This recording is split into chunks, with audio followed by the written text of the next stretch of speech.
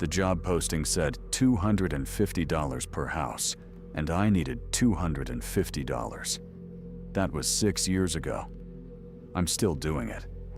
Foreclosed properties are usually empty in one of two ways: stripped clean by scrappers who know what copper and appliances are worth, or abandoned so suddenly that you find food still in the refrigerator, clothes in the closet, family photos on the shelf.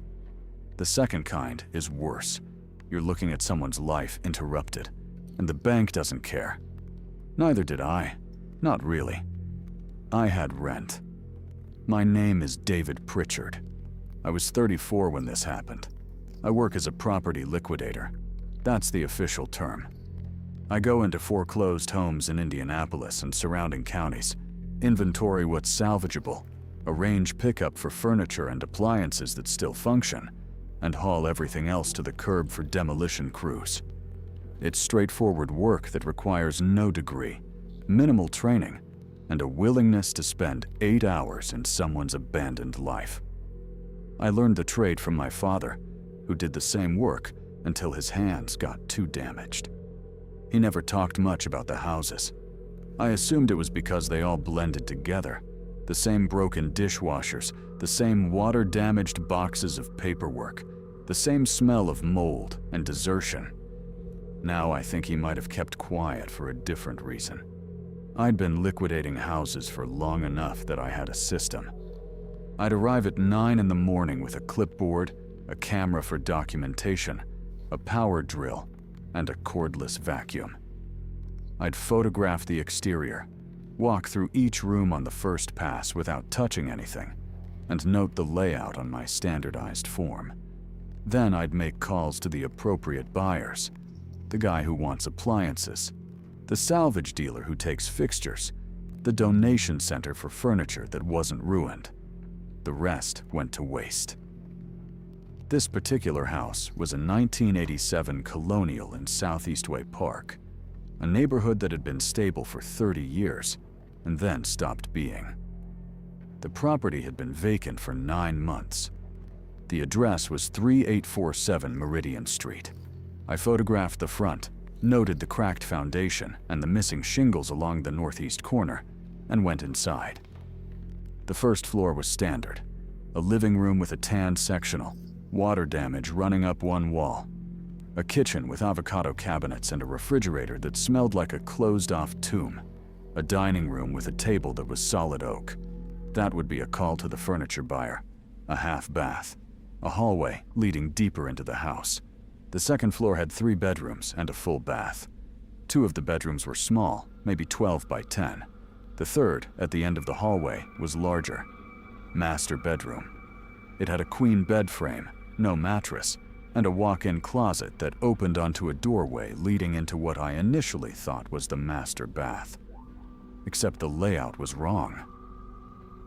I was standing in the master bedroom. I could see the hallway through the open bedroom door.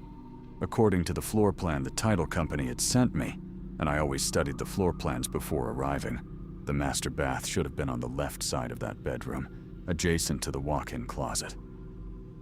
But I was looking at a doorway in the closet that led downward. Not down a flight of stairs. Down a single step. Then the floor leveled out again. The room beyond was maybe 7 feet deep and 8 feet wide.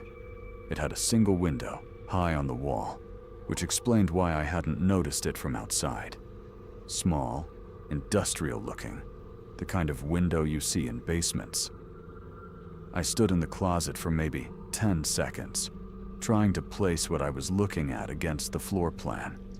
The dimensions didn't match. The house was 2 stories. There was no basement. The foundation was shallow. I'd noted that while photographing the exterior.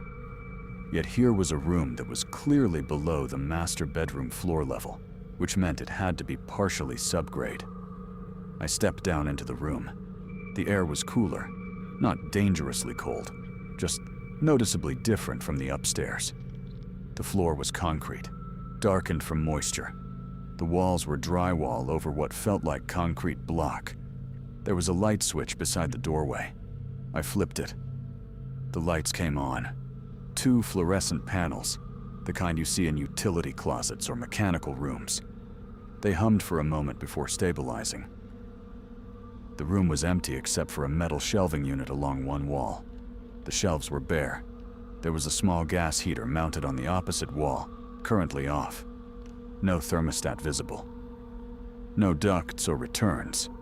The room had its own heating unit, which meant it had been intentionally finished as something other than a storage space.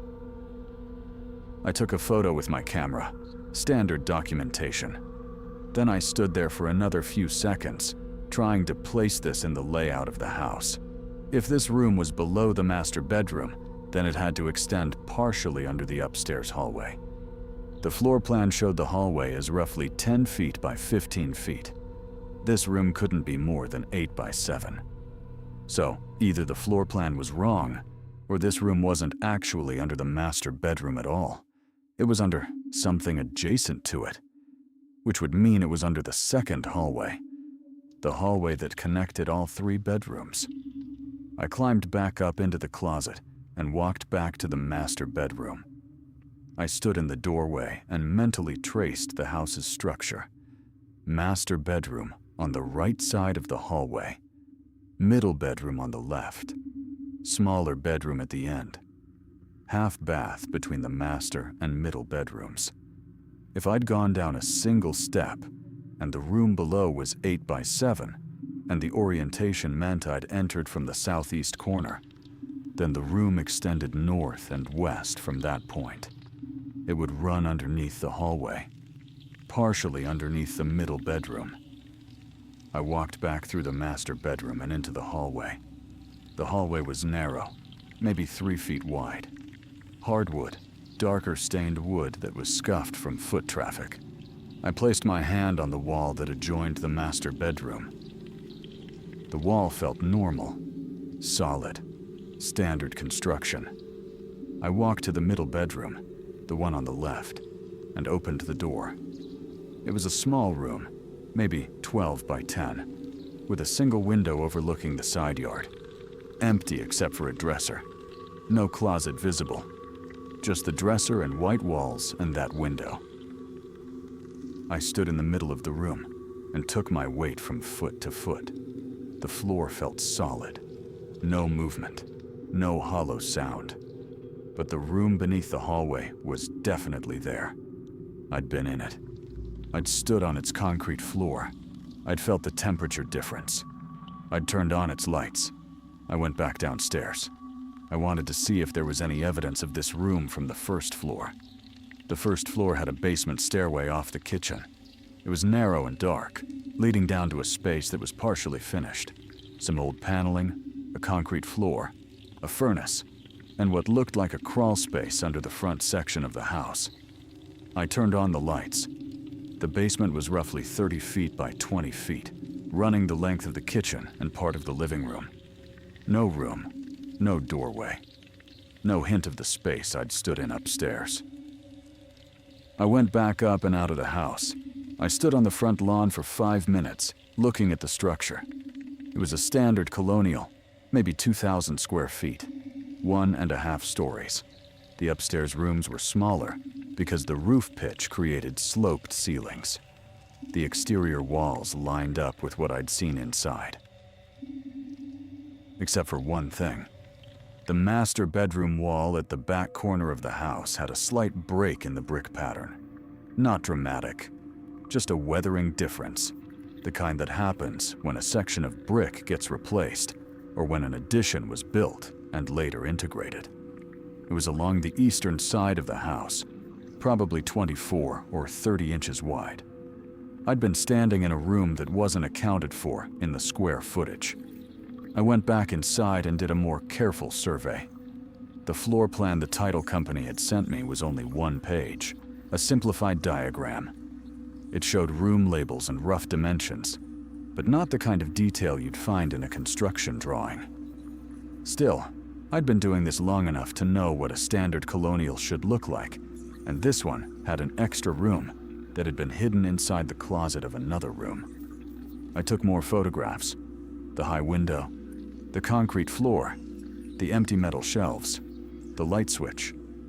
I photographed the doorway from both sides, from the closet and from the small room itself, to show the one-step drop clearly.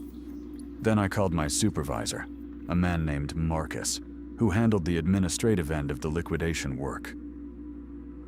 "I'm in one of my properties," I said, "the house at 3847 Meridian. There's a room that's not on the floor plan." "Okay," Marcus said. He didn't sound surprised. "How much square footage are we talking about?" "Maybe 56 square feet. It's accessed from the master bedroom closet. It looks like it was finished out intentionally. Concrete floor, drywall walls, its own heating unit." "Did the inspection report mention it?" "I haven't looked at the inspection report. I have the floor plan and the title documents." Marcus was quiet for a moment. "Pull the inspection report from the county records. If the room isn't mentioned there, then we need to update our documentation before the property goes to auction. If it is mentioned, then it's just a basement area, and it doesn't change the liquidation value. Either way, the contents are the bank's property. So if there's anything in there, it gets inventoried and handled appropriately." "There's nothing in it," I said. "It's empty." "Good. Photograph it, document it, and proceed with the standard liquidation. The discrepancy in square footage isn't our problem. That's for the title company to sort out." I ended the call. I went back inside the house. The second time I stood in that small concrete room, I noticed something I'd missed before. The walls weren't uniform.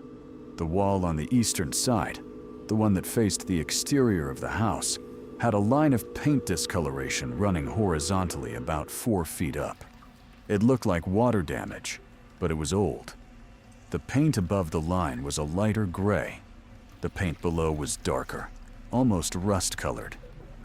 Someone had sealed this room, then opened it again, then sealed it again. I spent another 3 hours in that house. I took inventory of the upstairs bedrooms, noted the value of the furniture and fixtures, and called in the salvage buyers.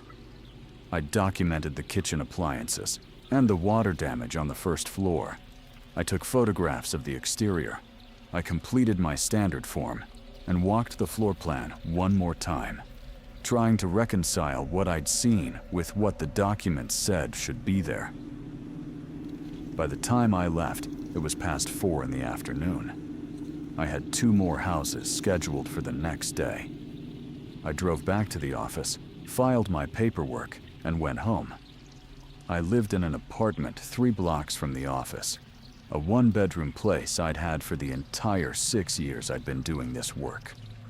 My father had lived in an identical apartment, also for about 6 years, before he moved to a house he eventually lost. I'd seen the pattern early, understood it, and made the decision not to buy.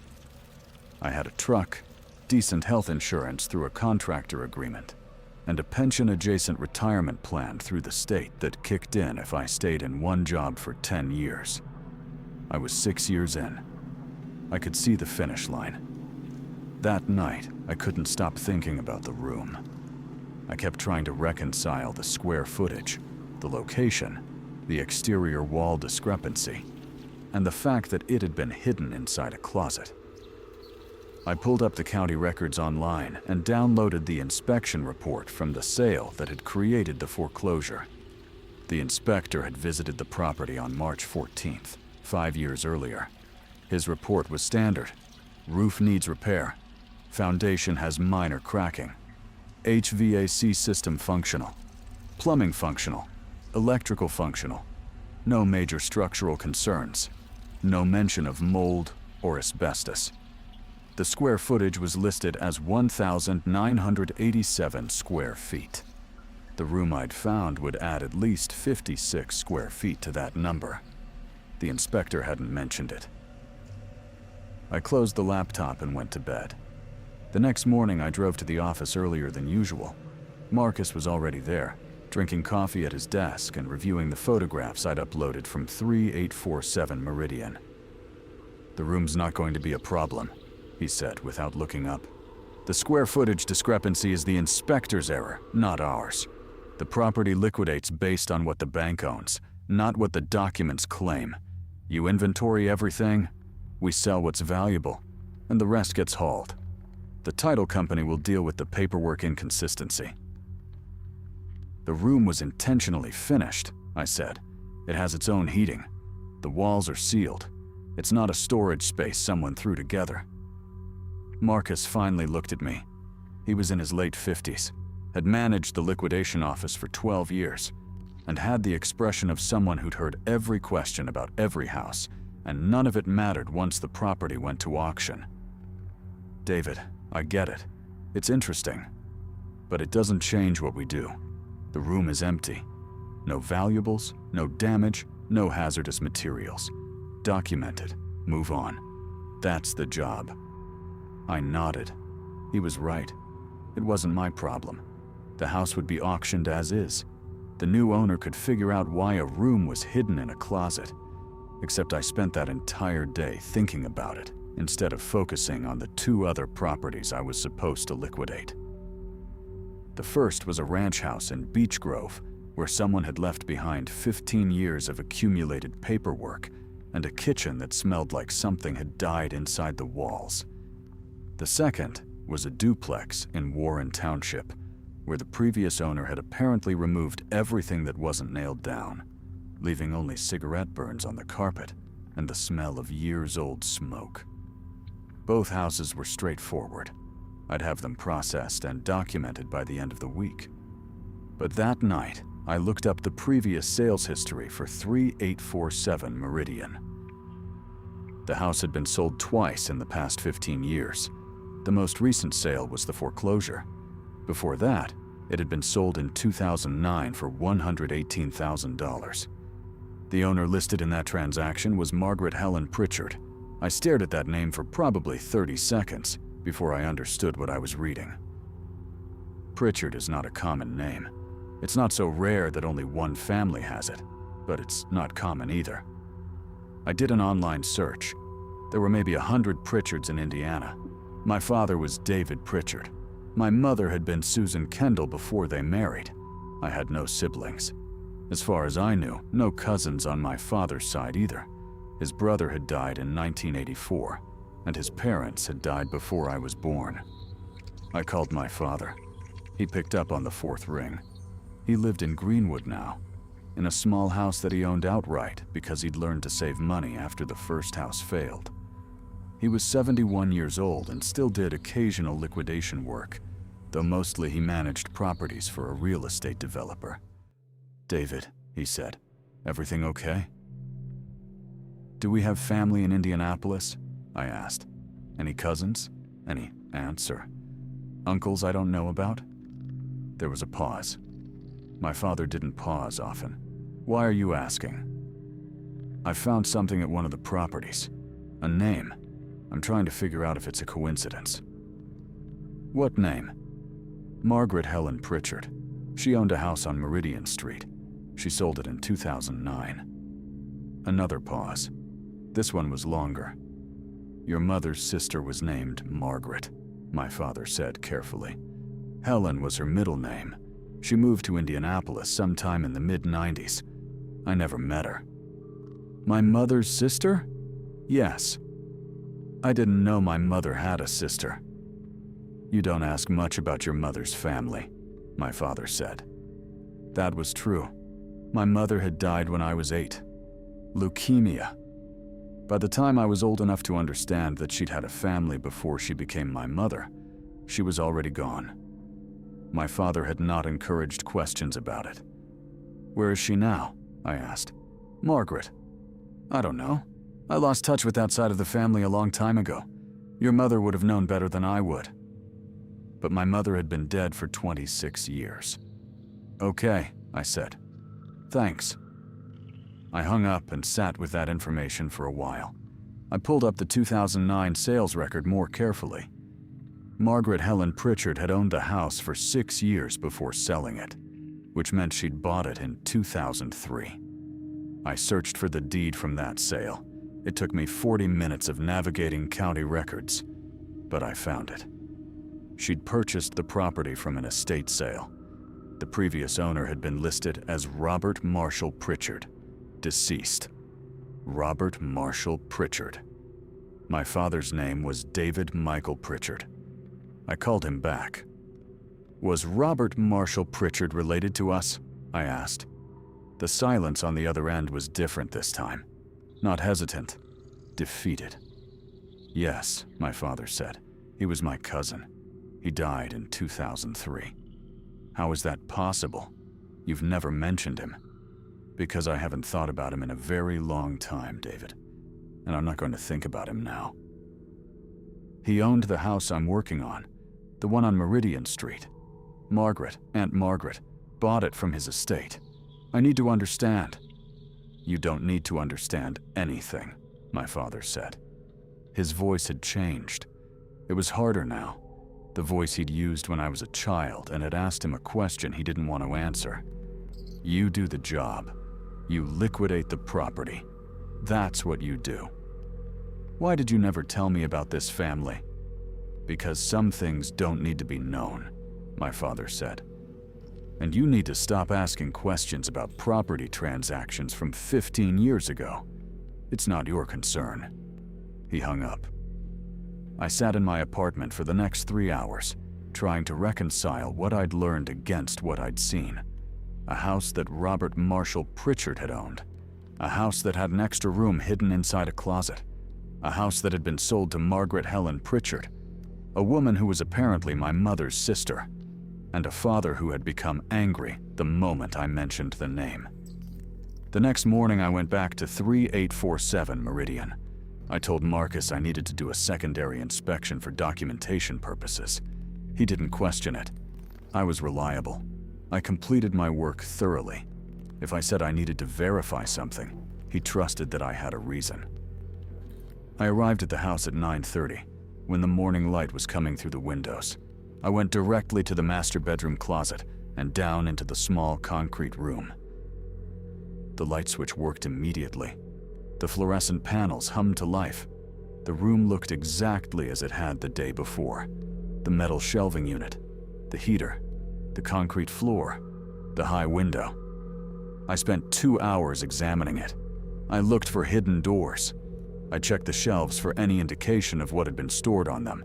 Marks, stains, anything. I photographed the water damage line on the eastern wall, measuring it carefully. 4 feet up, running the length of the wall. I climbed up on the shelving unit and looked at the high window from the inside. It was small, maybe 18 inches wide and 12 inches tall. Frosted glass. From outside, you'd barely notice it unless you were looking for it.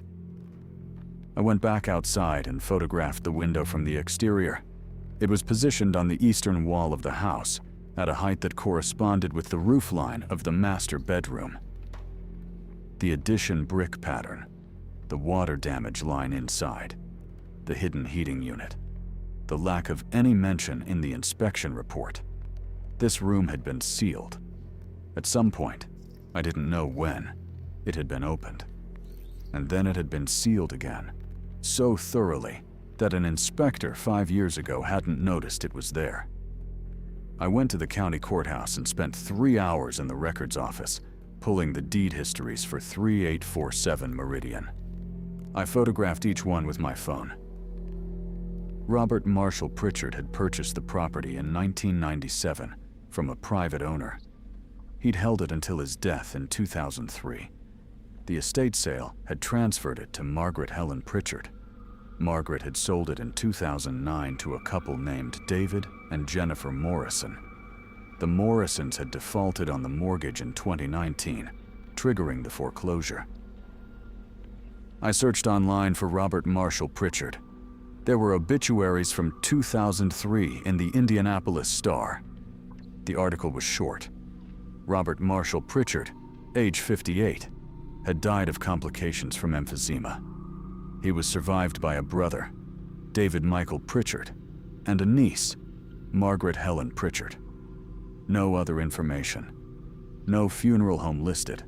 No mention of services. I searched for Margaret Helen Pritchard after 2009. I found nothing. No new property purchases. No business licenses. No social media. She had simply disappeared from the public record after selling the house. That evening, I drove to my father's house in Greenwood. It was a modest ranch, well maintained, with a driveway and a small lawn. He was sitting on the porch, waiting for me. I hadn't called ahead. I didn't think he would refuse to talk to me. "You went back to the house," he said. It wasn't a question. "How did you know?" "Because I know you, and I know what that house is." He stood up. He looked older than he had the last time I'd seen him, which had been at Christmas, 6 months ago. "You need to leave it alone, David. I need to know what's in that room. I need to know why it was sealed. I need to know why you never told me about your cousin, or my mother's sister, or any of this." My father sat back down. He gestured to the other chair on the porch. I sat. "Your mother's family had money," he said. "Not a lot, but enough. Her father had invested in real estate in the 20s and 30s. When the Depression hit, he lost most of it, but he had kept some properties. Margaret and Helen, your mother's parents, they inherited 2 houses in Indianapolis. Margaret had a sister, 5 years younger. Your mother's name was Susan. Susan got one of the houses. Helen got the other." "Where was this house?" "It wasn't Meridian Street," he said. "That was Robert's place. He was my cousin on my father's side. He was maybe 10 years older than me. He had money problems. In the late 90s, he reached out to me. He needed someone to help him with something. I told him no. I told him to handle his own situation."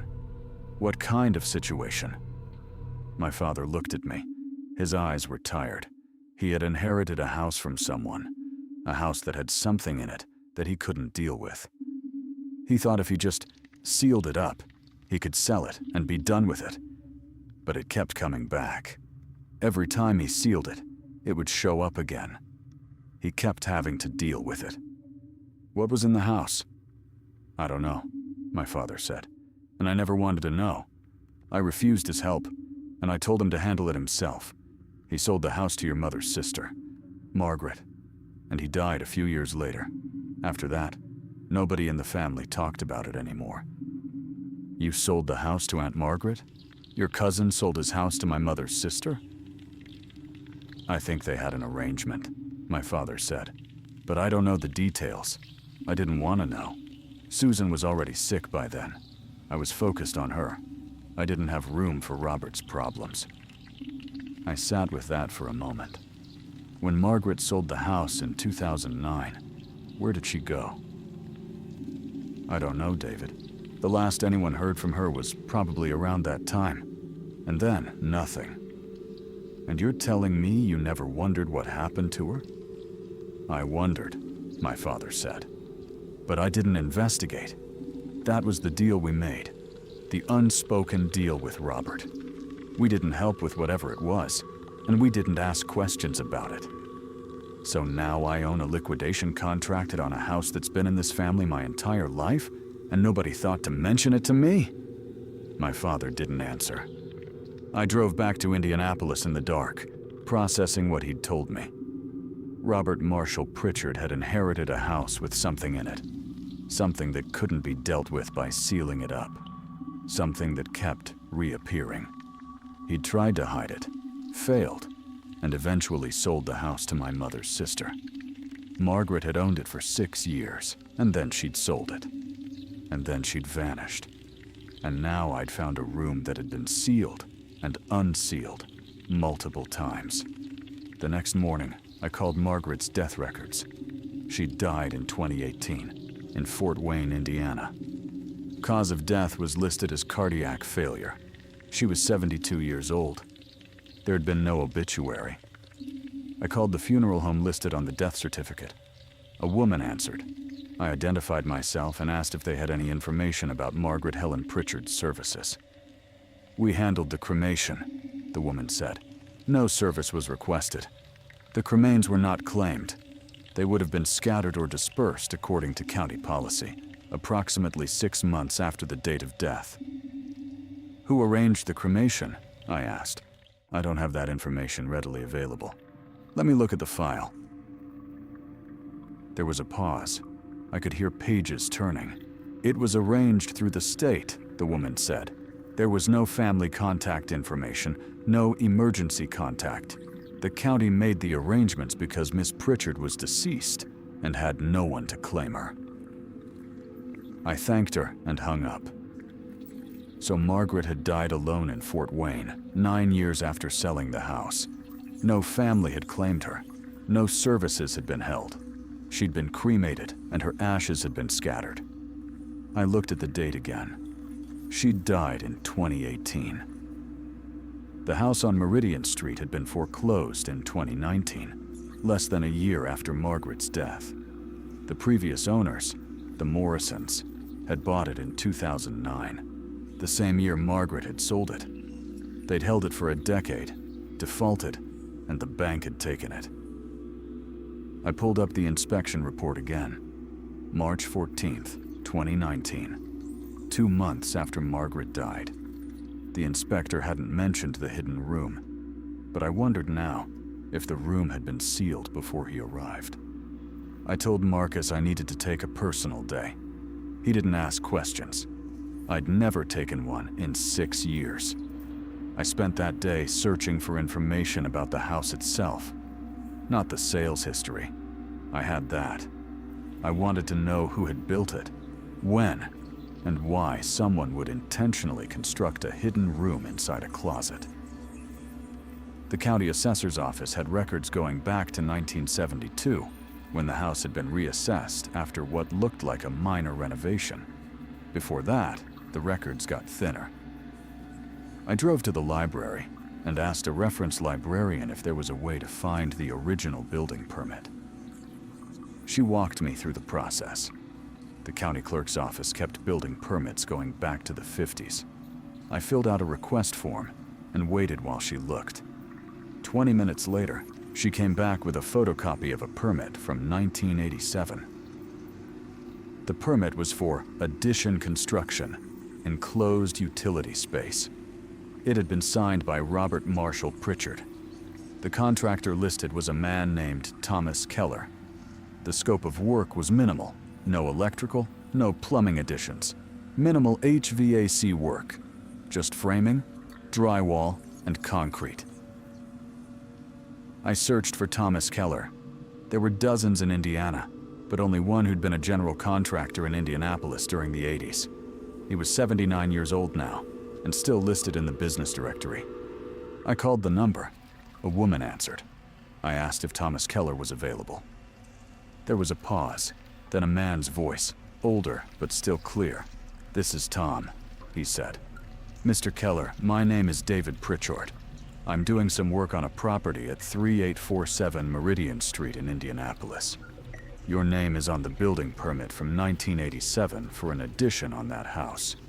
I'm trying to understand what was built." The pause on the other end was immediate and noticeable. "That was a long time ago," he said. "I know, but I'm hoping you might remember the work. Why does it matter?" His tone had shifted. Not hostile exactly, but guarded.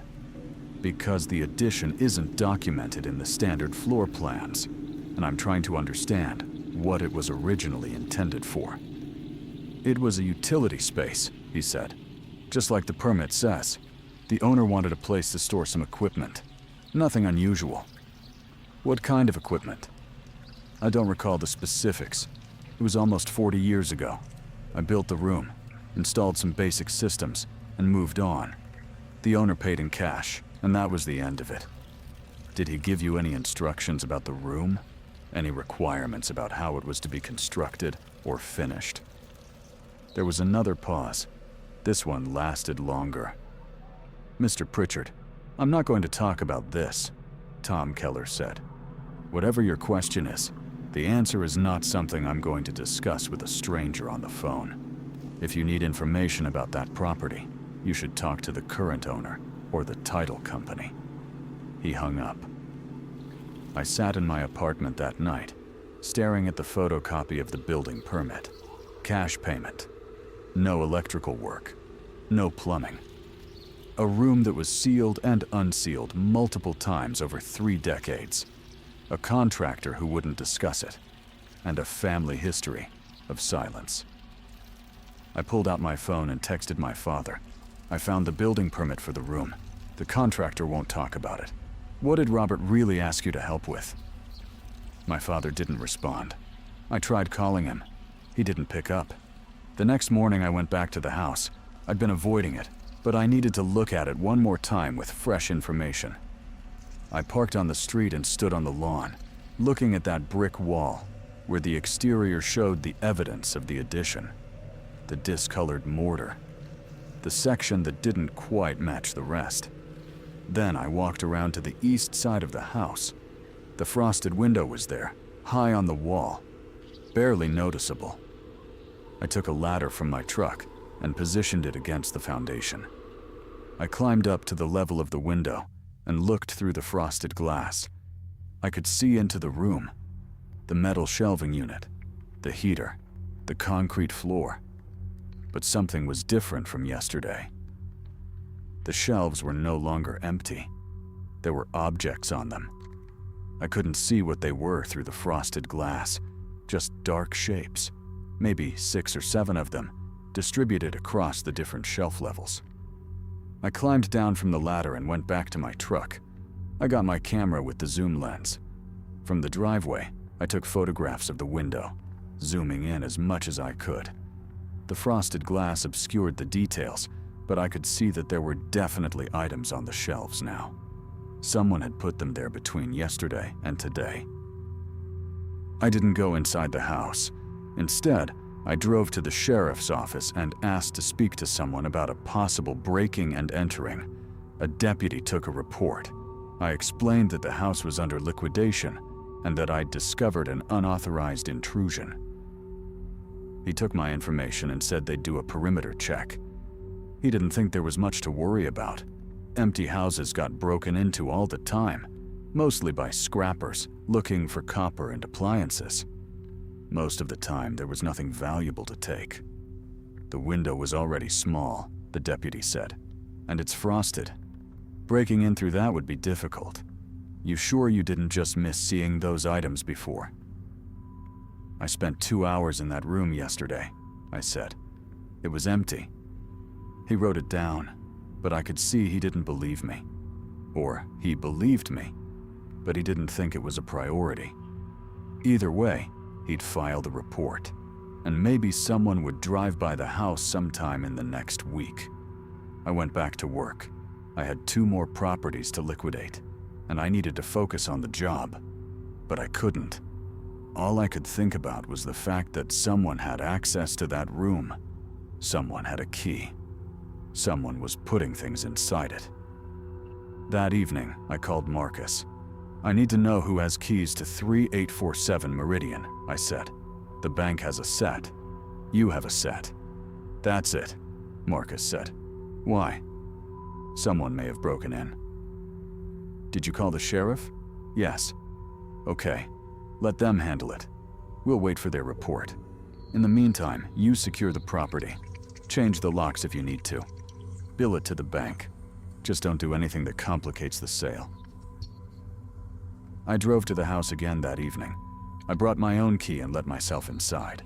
I went directly to the master bedroom closet and down into the small room. The objects on the shelves were photographs. Old photographs. The kind that had that faded, slightly grainy quality of film from the 70s and 80s. I didn't touch them. I just looked.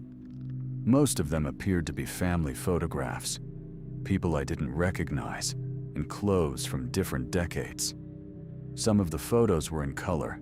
Others were black and white.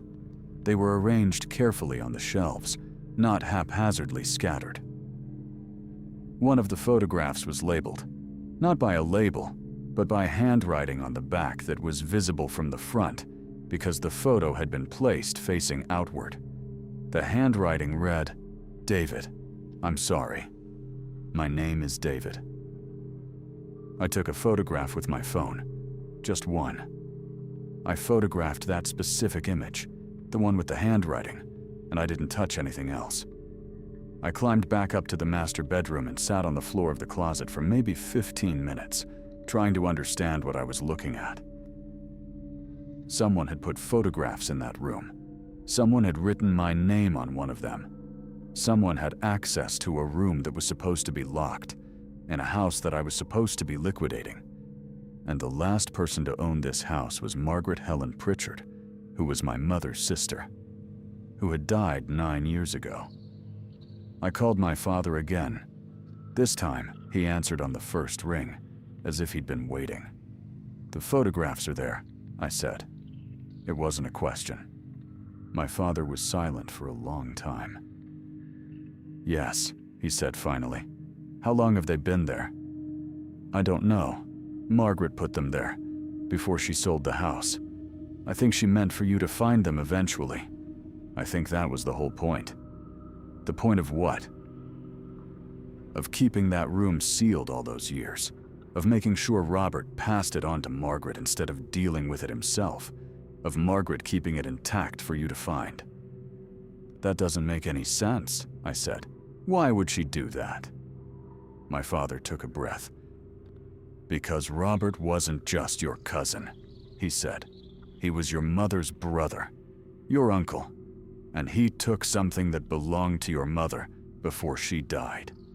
He took it because he was angry with her about something, and he wanted to hurt your family.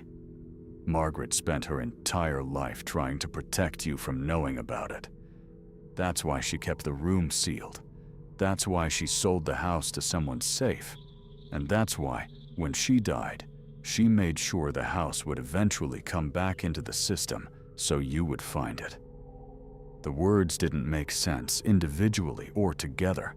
I was trying to construct their meaning.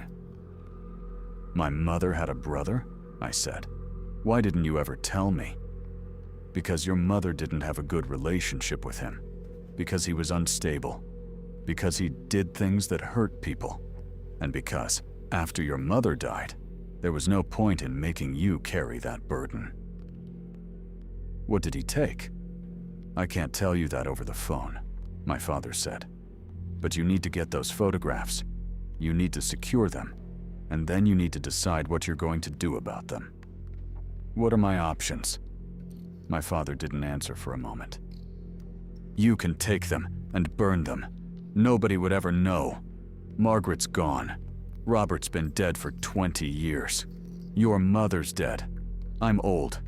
There's no one left to care except you. Or you can try to understand what your family did, and what happened to the person who deserved to know about it while she was still alive." I hung up the phone. I drove home. I sat in my apartment for hours in the dark, not doing anything, not thinking about anything specific, just sitting.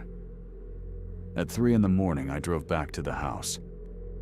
I went down into the small concrete room and took every photograph off the shelves. I put them all into a canvas bag I kept in my truck. I didn't look at them carefully. I just took them down, one by one, and packed them away. As I was placing the last photograph into the bag, I noticed something I'd missed before. The back of one of the photographs had more writing. It read, "This is what Robert wanted you to see. Margaret burned the rest. I'm sorry we couldn't protect you from all of it. Mom." The handwriting was different from the other note. More careful, more deliberate, older. It couldn't be my mother's handwriting. My mother had been dead for 26 years. These photographs had been placed here by Margaret, who had died in 2018. But the words were in my mother's voice. I put the photograph into the bag with the others. I sealed the room one final time, locking the closet door and taking the key with me. I drove home. In the morning, I called Marcus and told him the house had a structural issue that made it unsafe to continue the liquidation. I recommended he contact the bank and request a structural engineer's assessment before proceeding. Marcus was frustrated. The delay would cost money, but he couldn't argue with safety concerns. I took another personal day. I went home and I opened the canvas bag. There were 43 photographs.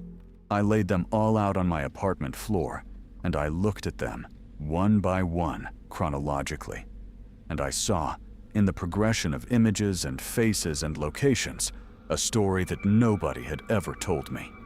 A story about my mother and her brother Robert, and something that had been taken and hidden and sealed away in a room for 40 years, waiting for me to find it. And I understood, in that moment, that I couldn't burn the photographs. Not because Margaret wouldn't allow it, though I felt her will in the room with me. Not because my mother's voice was present in the handwriting, but because my father was still alive, and there were questions he owed me, and the only way to ask them was to show him that I had found what he'd spent 30 years trying to protect me from knowing. I put the photographs back in the bag. I called my father. "I have them," I said. "We need to talk." My father asked me to meet him at his house. I drove to Greenwood on a Saturday afternoon, the canvas bag in the passenger seat. He was sitting on the porch again, same chair as before. He looked worse than he had a week earlier. Thinner, maybe, or just more tired. He didn't stand up when I arrived.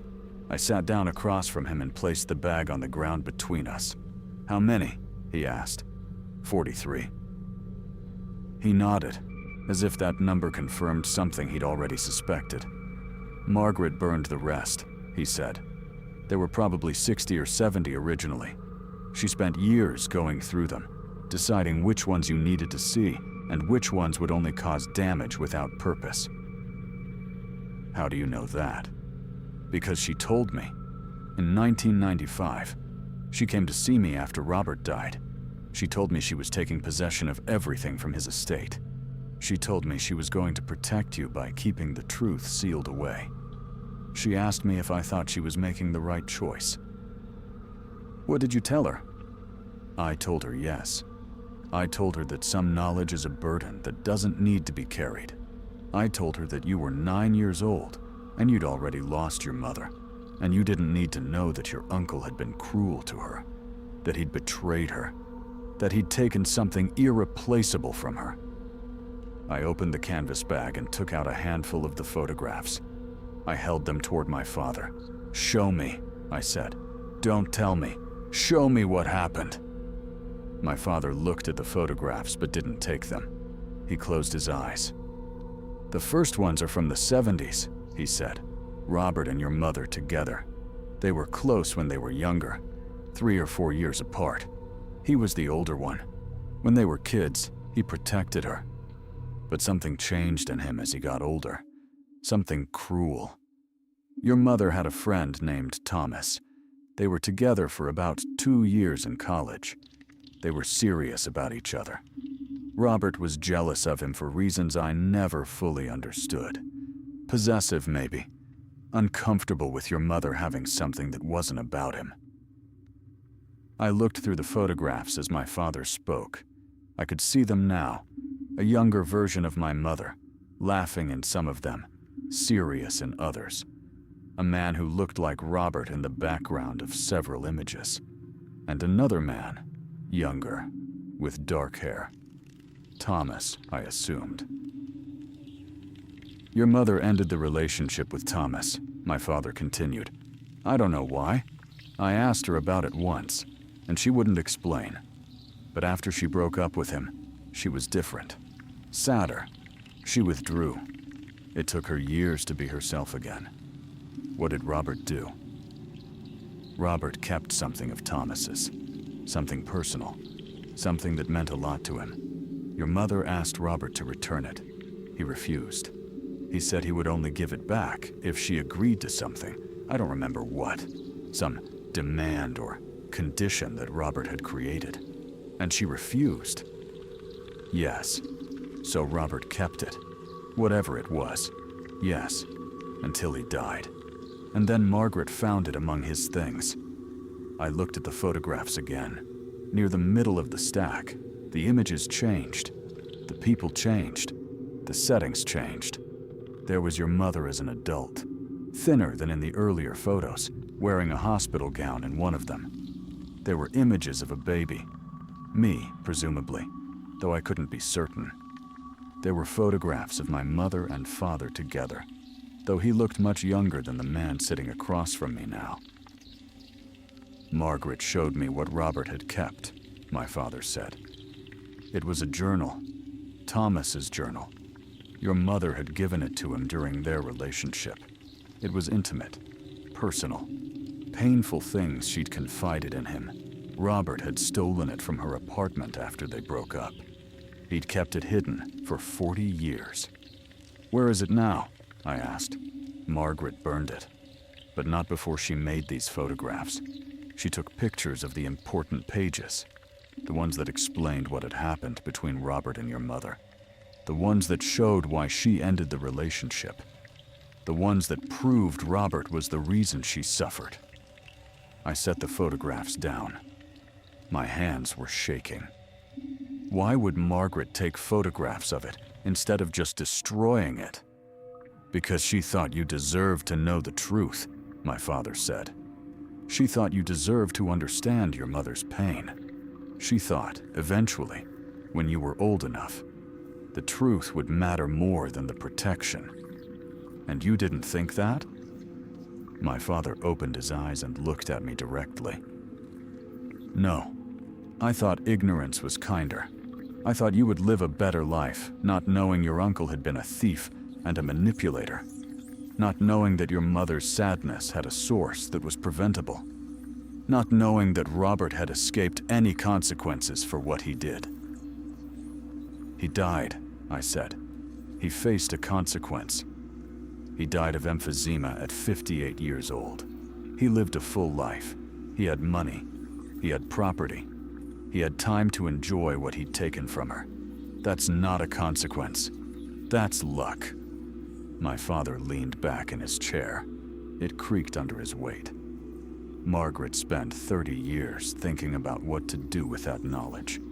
She sealed the photographs in that room. She sold the house to Robert's estate, then to Margaret, then to people she thought would keep the secret safe. She told me, when she was dying, that she'd left instructions for the house to eventually come to foreclosure. She wanted the bank to take it. She wanted someone to find it. Why me? Because you have his name, my father said. Because you work in a profession where you would eventually, inevitably, enter that house. Because Margaret believed in coincidence shaped by intention. Because she wanted you to have the choice that she'd never had. The choice to know the truth or to let it rest. I sat with that for a moment. I thought about Margaret, spending 40 years of her life protecting a secret, owning the house, not selling it, holding it, and then, finally, at the end of her life, making sure it would come to me. What's in the photographs? I asked. What did Thomas write about? About your mother, my father said. About how Robert had threatened him. About how Robert had told him that if he didn't leave your mother, Robert would tell her that Thomas had said things about her. Cruel things. Intimate things. Robert was going to poison the relationship by lying. He was going to ruin her. But Thomas left anyway. Yes. Why didn't he just tell her the truth? Because he was young and afraid. Because Robert had convinced him that your mother would never believe him. Because Thomas was trying to protect her from the conflict. Because people make bad decisions when they're scared. I picked up the photograph with my mother's handwriting on the back. The one that said, "This is what Robert wanted you to see." "This isn't my mother's handwriting," I said. "No, it's Margaret's. She wrote that note to you. She wanted you to know that your mother would have wanted you to see the photographs. She wanted to give you permission, through your mother's voice, to look." "That's a violation," I said. "Margaret put words in my mother's mouth. Yes, and you let her do it. I didn't stop her, but I didn't help her either. I didn't make the choice to hide it from you, but I also didn't choose to reveal it. I chose to remain neutral, and that choice had consequences too." I stood up and walked to the edge of the porch. I could see the street from there, the neighbors' houses, the normal world continuing on without knowledge of any of this. "What am I supposed to do with these?" I asked. Whatever you choose, my father said. You could destroy them. You could keep them. You could try to find Thomas and show them to him. You could write about what happened and publish it. You could tell people what your uncle did. Or you could do nothing and let the secret die with me and these photographs. Those aren't really choices, I said. Those are just different ways of carrying the same burden. Yes. I never asked for this, I said. I never asked to know about Robert. I never asked to be responsible for my mother's pain or my uncle's cruelty or Margaret's obsession with protecting a secret she didn't actually have the right to protect. My father didn't respond. There was nothing to say. He was right. I had been chosen, not because of anything I'd done, but because my name happened to be David, and Margaret had decided that David needed to inherit this knowledge. I went back inside my father's house and found a box. I put the photographs into it, carefully, in the same order they'd been arranged. I sealed the box with tape. I wrote my name and address on it. I'm taking this, I said. I'm going to go home, and I'm going to look through these photographs one more time, and then I'm going to decide what to do with them. Take your time, my father said. But I didn't have time. Time was something other people had. Time was something that existed when you weren't responsible for secrets. I drove back to Indianapolis. I parked in my apartment complex. I carried the box upstairs. I opened it and I spread the photographs out on my floor again. Only this time I let myself look at them carefully. I saw my mother's face in the journal pages that Margaret had photographed. I saw her handwriting. I saw Robert in some of the images, in the background, watching. I saw Thomas, young and afraid. I saw the entry where Thomas wrote about the threat Robert had made. I saw the page where Thomas wrote about deciding to leave because he couldn't bear to tell your mother the truth, because he was convinced she would blame him, because he was young and stupid and terrified. And I understood, looking at those photographs, that Margaret hadn't just been protecting me from knowledge. She'd been protecting me from anger. She'd been protecting me from the impulse to hunt down Robert and demand accountability from a dead man. She'd been protecting me from the burden of avenging someone I'd never had the chance to know. But she'd also made it so that I could never make that choice myself. I called Marcus on Monday morning and told him I was quitting. "Effective when?" he asked. "Immediately, I'm done." "David, you can't just quit. We have properties lined up for the next 3 months." "I know. I'm sorry. I have a personal situation that requires my attention." He was frustrated, but there wasn't much he could do. I'd given him no notice, which was unprofessional, but I had no obligation beyond that. I was a contractor. The job could hire someone else. I spent the next week making phone calls. I found Thomas through an online search. There were hundreds of them, but only one who matched the age and the location. He lived in Portland, Oregon. He was 73 years old. He had a LinkedIn profile that suggested he'd worked in education for 40 years. I called him. "Is this Thomas Hartley?" I asked when he answered. "Yes. Who is this?" "My name is David Pritchard. I'm the nephew of Robert Marshall Pritchard and the son of Susan Kendall Pritchard." There was a silence on the other end. "I have photographs," I said. "Pages from a journal. Pages that you wrote. I need to know if you want to see them." The silence continued. "Who has these?" he asked finally. "My aunt. She passed away 9 years ago, but before she died, she made sure I would find them." "Why would she do that?" "Because she thought you deserved to know what happened. Because she thought I deserved to know what happened. Because she thought the truth mattered more than the silence that everyone else chose to keep." "I don't want those photographs," Thomas said. "I don't want to see that journal. I spent 40 years trying to forget it." "The journal is burned," I said. "Margaret destroyed it. But she preserved the pages that explained what Robert did. She preserved them for you and for me." "I don't want them," he said again. "Let them go. Burn them if you have them. Let that family keep its secrets." "It's not your choice," I said. "It stopped being your choice the moment you walked away without telling my mother the truth."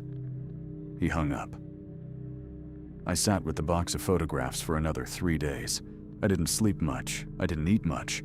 I just looked at them, and I thought about Margaret, spending 40 years deciding what I should know. I thought about my father, spending 40 years deciding what I shouldn't know. I thought about my mother, never knowing that the man she'd trusted had stolen her private words and held them hostage. And I thought about the room, the hidden room in the closet, the room that had been sealed and unsealed countless times, the room that had been designed from the beginning to hold a secret that no one was supposed to find until it was too late to do anything about it. On the 4th day, I called my father again. "I'm going to publish them," I said. "The photographs. I'm going to write about what happened, and I'm going to put them online, and I'm going to make sure Thomas sees them, and everyone else sees them." "You're going to violate your mother's privacy," my father said. "The journal was her private thoughts.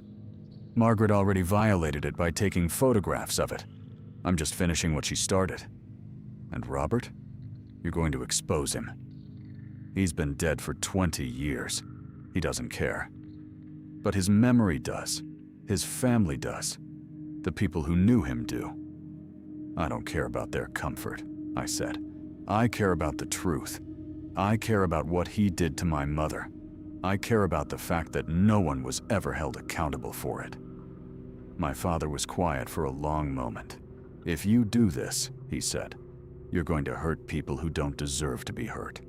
You're going to make choices for people who can't defend themselves. You're going to do exactly what Robert did. You're going to take something private and use it as a weapon." "I'm going to publish the truth," I said. "Yes, and the truth will destroy things that shouldn't be destroyed. That's what truth does sometimes. That's what Margaret understood, and that's why she spent 40 years deciding whether you should carry this burden. And she decided, eventually, that you should." I hung up. I opened my laptop. I created a new document. I began to write. I didn't publish anything. I spent 2 weeks writing. I wrote about Robert. I wrote about the journal. I wrote about Margaret and my father and the house on Meridian Street. I wrote about my mother's pain and Thomas's cowardice, and my own anger at being chosen to inherit a responsibility that no one had asked me to carry. Then I deleted it all.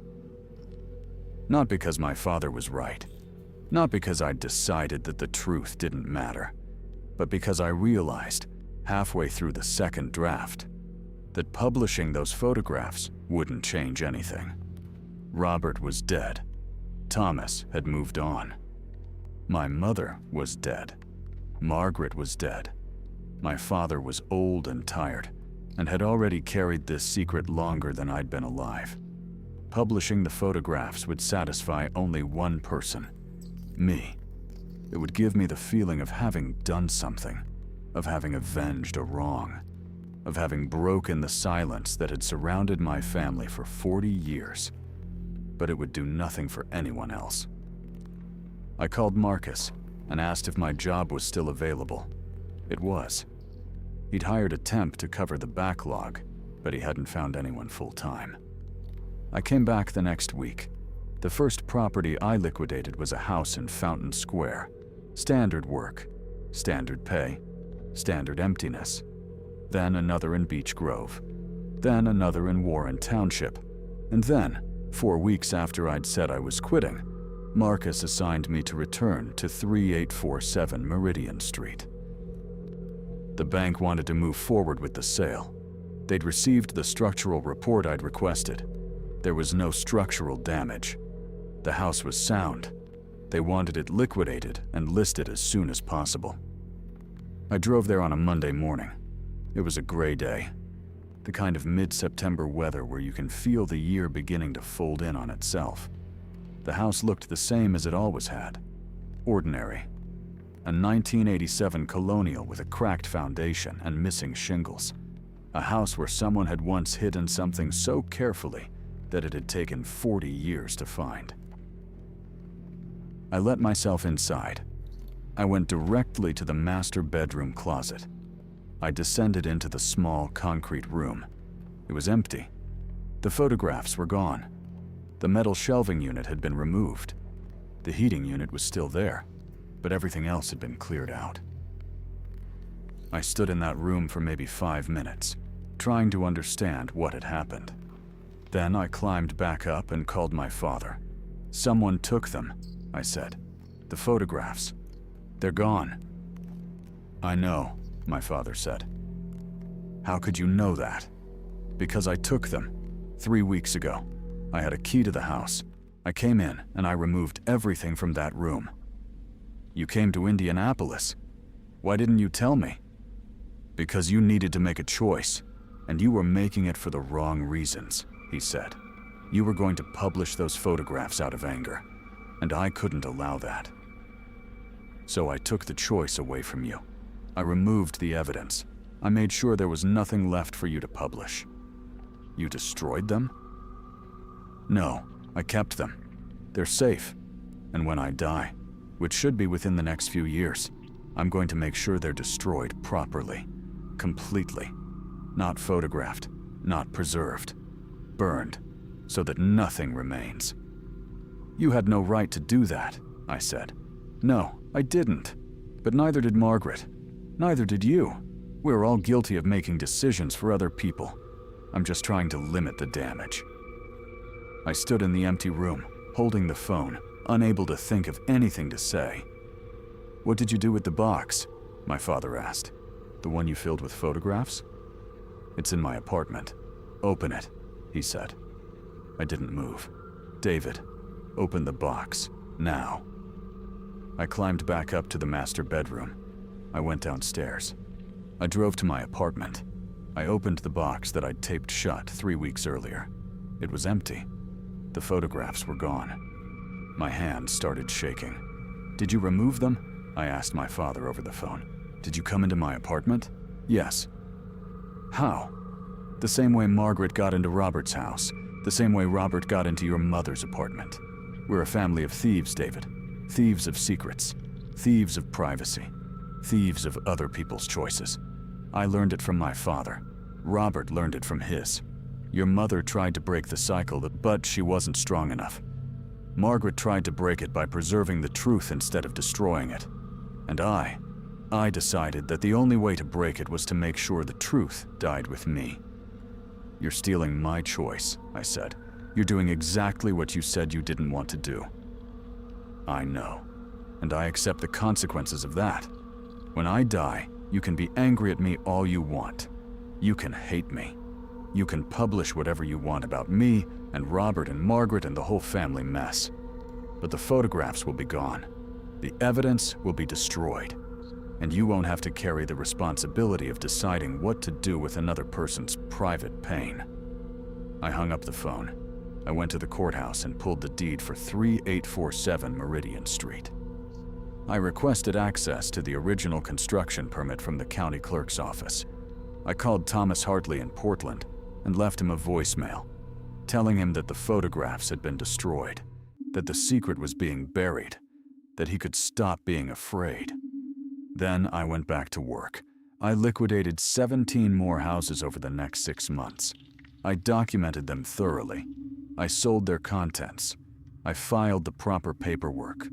I moved through the work methodically, the way I always had, without thinking about what I was doing or why. In December, my father called me and told me he had cancer. Pancreatic. 6 months, maybe less. He asked me to come to his house. When I arrived, he handed me an envelope. "This is the address where I've hidden the photographs," he said. "There's a key in there and a set of instructions. After I die, you can retrieve them if you want to. Or you can throw the envelope away, and they'll eventually be found and destroyed by someone else. The choice is yours, but not until I'm gone." "Why are you giving me this?" I asked. "Because I'm not Margaret. I'm not going to make the choice for you and then die before you can even question it. I'm going to make the choice, and then I'm going to live long enough for you to know that I made it on purpose, and then you'll decide what to do with the information." He died in May. 5 months after the diagnosis, I went to his funeral. I didn't look at the people who attended. I didn't listen to the eulogy. I just sat in the back of the church and held the envelope he'd given me, which I'd kept in my apartment untouched for 6 months. After the funeral, I drove to the address on the envelope. It was a storage unit in a facility on the south side of Indianapolis. The key opened Unit 247. Inside was a filing cabinet, a single piece of furniture in a climate-controlled room. I opened the cabinet and found the photographs, all 43 of them, arranged in the same chronological order they'd been in on my apartment floor. Preserved, protected, waiting. I sat on the concrete floor of the storage unit, and I looked through them one more time. I saw my mother's face. I saw Robert in the background. I saw Thomas in the journal pages. I saw the handwriting that Margaret had forged in my mother's voice. Then I took out my phone, and I photographed each one. All 43 photographs. I took images of every page, every handwritten note, every piece of evidence. I spent the next 2 weeks organizing the images into a document. I wrote the story as I understood it. I explained what Robert had done and what it had cost my mother, and what Margaret had tried to protect, and what my father had tried to prevent. And then I didn't publish it. Instead, I printed it. A single copy, bound and titled, "The Room." I made another copy. I put one in the storage unit with the original photographs, where it might eventually be found by someone who rented the unit after it was abandoned. The other copy I gave to Thomas Hartley. I called him first to tell him I was sending it. "I don't want to read that," he said. "I know, but you're going to receive it anyway, because you deserve to know what you did. Because my mother deserved better. Because Margaret spent 40 years trying to protect you from the consequences of your own cowardice, and you should know that." "I was young," he said. "Yes, so was my mother. So was Robert. We don't get to stay young forever. Eventually, we have to become people who own what we did."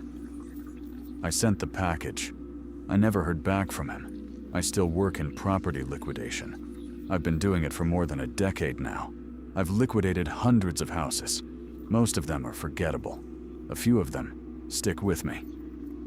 The house on Meridian Street was sold at auction. It went to a developer who tore it down and built 2 townhouses on the lot. I saw the photographs of the development online. The small concrete room is gone. The hidden space is gone.